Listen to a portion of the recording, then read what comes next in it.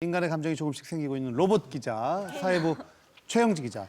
네, 카더라 통신단이 용감한 기자들과 함께한 지 3년 정도 됐는데요. 그동안 많은 사건들을 접하셨잖아요. 뭐 예를 들어 죽여달라고 했을 때 죽였던 촉탁살인이 실제로 엄연한 살인죄라는 것도 알고 계실 것 같은데 예. 그러면 배째라면서 배를 내미는 사람한테 칼로 정말 찔렀다면 이게 살인 미수가 될 수 있을까요? 아니면은 아닐까요? 이건 살인미수죠. 네, 실제로 이런 사건이 있었습니다. 말 잘 듣는 범인. 아, 이것도 골 때린다. 이거 어떻게 해야 돼? 이게 제일 무서운 거야. 야, 배째 한데 이렇게 쭉 째준 거고. 내가 장을 지진다. 근데 쫙. 자, 진짜 궁금한데 한번 말씀해 주시죠. 네. 이 사건의 주인공인 정 씨는 서울 금천구에서 한 공장을 운영하고 있었는데요. 지난해 8월 어느 날 이 정 씨의 이웃인 홍 씨가 평소에 술을 잘 먹지 않았었는데 이날 잔뜩 취해서 정 씨에게 와서 시비를 걸기 시작해요. 이웃 홍 씨의 집 앞에도 정 씨의 공장에서 생산하는 그 자재들이 적치가 되어 있었다는 것이었어요. 물품 자재를 정 씨 공장에 막 던지기 시작한 거예요. 그래서 간판이 부서지기도 했는데요. 이런 광경을 보고 있던 정 씨도 엄청 화가 났죠. 그래서 배째라고 말을 하는 거예요. 홍 씨는 갑자기 집으로 들어가요. 그리고는 흉기를 가지고 와서 정말 정 씨의 배를 칼로 찌른 거예요. 네, 바로 응급실로 실려가서 정 씨의 생명에는 다행히 지장이 없었는데요. 그리고 재판이 시작됐습니다. 검찰은 홍 씨가 살해할 의도로 흉기를 휘둘렀고 이후 피를 흘리고 있는 정 씨를 병원에 데리고 가지 않았기 때문에 살인미수 혐의로 기소를 했습니다. 근데 이에 홍 씨는 정 씨가 배째라며 배를 들이밀었기 때문에 협박하기 위해서 흉기를 치켜 세웠다가 찌르게 된 것뿐이라면서 살해 의도가 없었다고 주장을 하는 거죠. 과연 결과가 어떻게 됐을까요?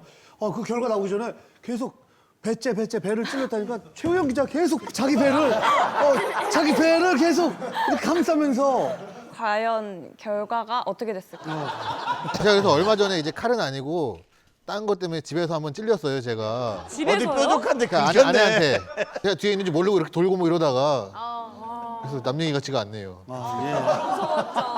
집에서 아내가 예. 우영이 무서웠죠. 진짜 그게 우연인지 한번 잘 평소 생활을 한번 서로 돌아보시길. 사랑합니다. 아니 그래서 어떻게 됐어요 결과가요? 네, 이 재판은 국민참여재판으로 진행이 됐었고 오. 이 재판에 참여했던 배심원단 9명 중 8명이 살인미수 혐의에 무죄 의견을 냈어요.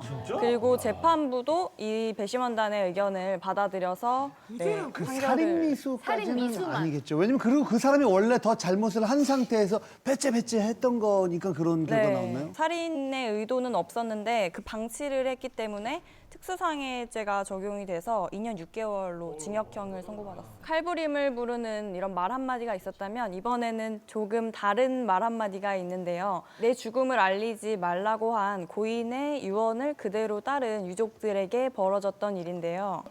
이건 다른 네, 이야기. 이건 다른 얘기예요. 왜 이렇게 자연스럽게 넘어갔죠? 그건 그냥 그대로 끝난 거예요. 아, 예. 그렇게 사그라진 예. 거예요? 그래서 저게 그 사람 로봇 기자의 매력입니다. 자, 네, 두 번째 사연인데요. 아, 라디오 DJ예요? 자, 예, 두 번째 사연입니다. 자, 잠들지 못하는 이 밤 두 번째 사연. 예, 노래 한 곡 듣고 가죠. 자, 말씀해 주시죠. 네, 유언에 관한 사연입니다. 네, 유언에 관한 이야기인데요. 진짜 DJ시네. 네, 슬하에 2명의 자녀를 두고 있었던 조 씨에게는 내연녀가 있었어요. 그래서 어느 날 조 씨는 이 내연녀와 함께 결혼을 해야겠다는 생각으로 가출을 하게 되죠. 근데 부인이 이혼에 대해서 거부를 했습니다.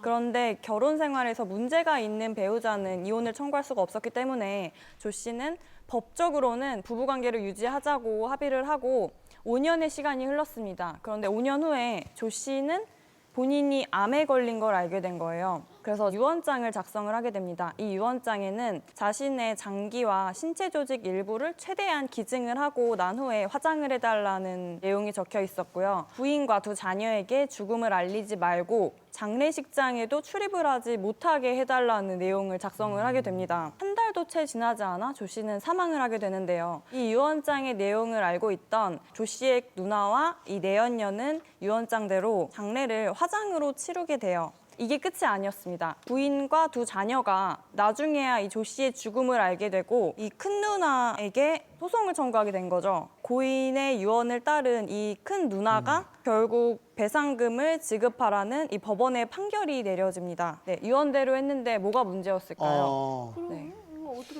그럼 생각할 시간을 좀 갖게 광고 듣고 오시죠.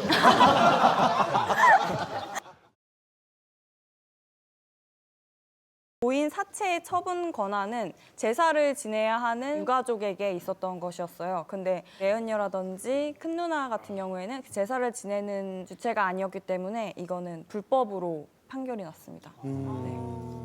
아니 두 번째 얘기 같은 경우에는 유언장 자체를 인정하지 않는다는 거예요? 유언 가운데에서 재산에 관련된 내용을 제외하고는 법적으로 효력이 없어요. 예를 들어서 유언장에 화장을 해달라고 했는데 매장을 하더라도 이거는 불법 행위가 아닌 거죠. 네.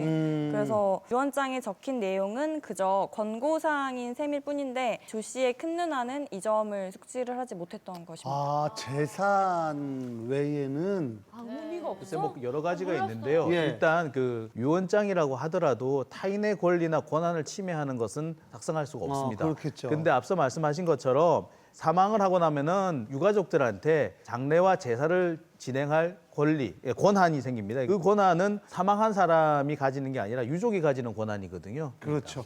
우리 카드라 통신단은 이런 말 쉽게 내뱉었는데 이런 게 좀 실행에 옮겨졌으면 좋겠다. 현실화됐으면 좋겠다 하는 거 있어요?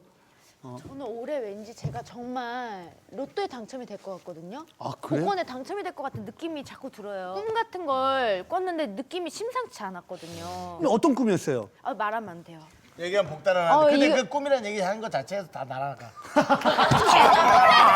당첨될 거란 말이야. 아니 전래동화 같은 데 보면 보통 그 두꺼비 캐릭터는 지켜주거나 도움을 주는데 산통을 깨네요. 저 흑두꺼비. 독을 막아줘야지. 독을 다 깨버리면 어떡해. 저 사실은 살찐 개구리예요. 자, 마지막으로 최영지 기자 정리해 주시죠. 네, 옛말에 말 한마디로 천냥빚을 갚는다는 얘기가 있는데요. 요즘 사회에서는 말 한마디로 지옥에 갈 수도 있을 것 같습니다. 네,